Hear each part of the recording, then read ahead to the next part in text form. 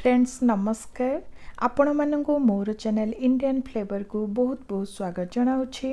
Friends आज मु आनी अति सहज और सुआदिया ओडिशार पारंपरिक पिठा अटकाली। देखंतु एही अटकाली को देखा जमी खाइबापी बहुत सुआदिया होइछि। आशा करुछि आपण मानक पसंद आसीबो। जदि भल लगे गोटे लाइक करदेवे। नुआ थांती तो आगु को नुआ नुआ वीडियो देखिबापी चैनल टी को सब्सक्राइब करने को भूलिबे नहीं। हेले डेरी न करी चलंतु आज ही रेसिपी टी को स्टार्ट करिबा।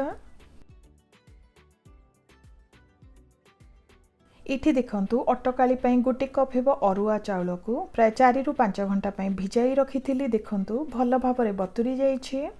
सब बेले अरुआ चाउल को ही यूज करिवे। एबे पानी को भल भाबरे छाणी नबा और गोटे ब्लेंडर को काढ़ी नबा।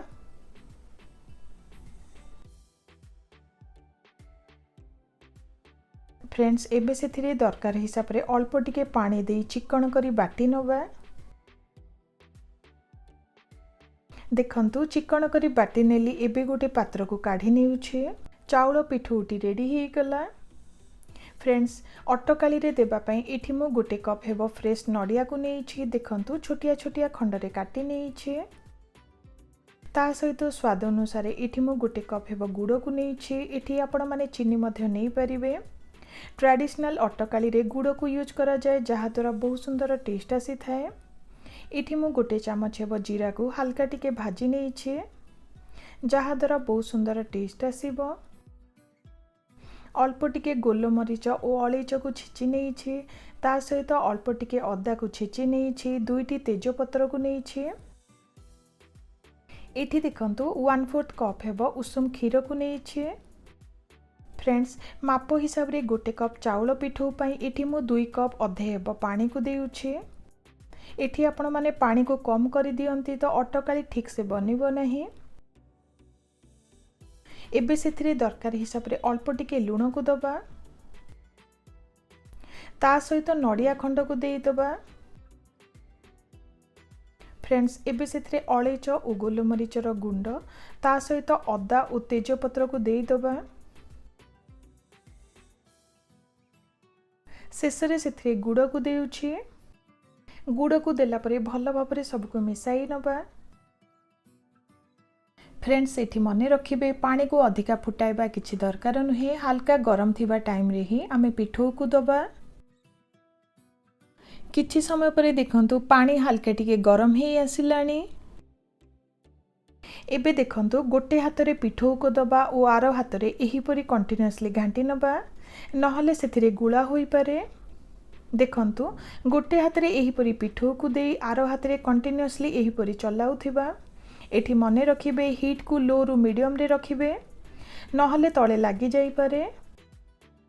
कंटीन्यूअसली एही परी टिके बहलिया हेला जाय चलाई नबा।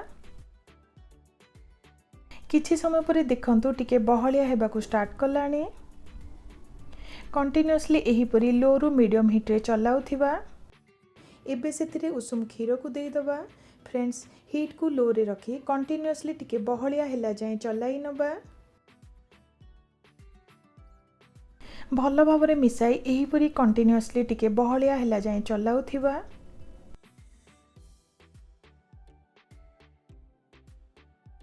प्राय 3 रु 4 मिनिट पर देखंतु पूरा बहलिया हे आसिलानी। एबे कवर करी नै पुनी थरे 2 रु 3 मिनिट पई रांधी नबा।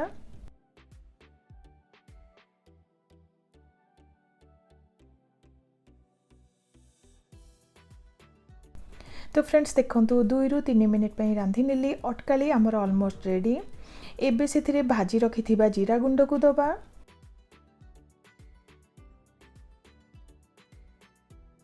जीरा गुंड को देला परे भल भाबरे सबको मिसाई नबा और कवर करी हीट को ऑफ करी दबा।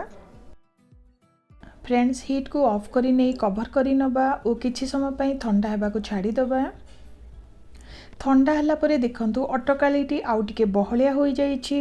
देखंतु वर्तमान अटकालीटी रेडी हे गला। देखिबा को जेमिति खाइबा पई मध्ये बहुत सुआदिया होइछि। जे कोनोसी पूजा पर्व रे सेमिति मध्ये बनाई परिबे। पिल्लांक ठारू बड़ जाए समस्त को पसंद आसीबो। जदि आज रेसिपीटी भल लगे गोटे लाइक करदेवे नुआ थांती तो आगु को नुआ नुआ वीडियो देखिबापाई चैनल टी को सब्सक्राइब करने को भूलिबे नहीं। रहुछि नमस्कार।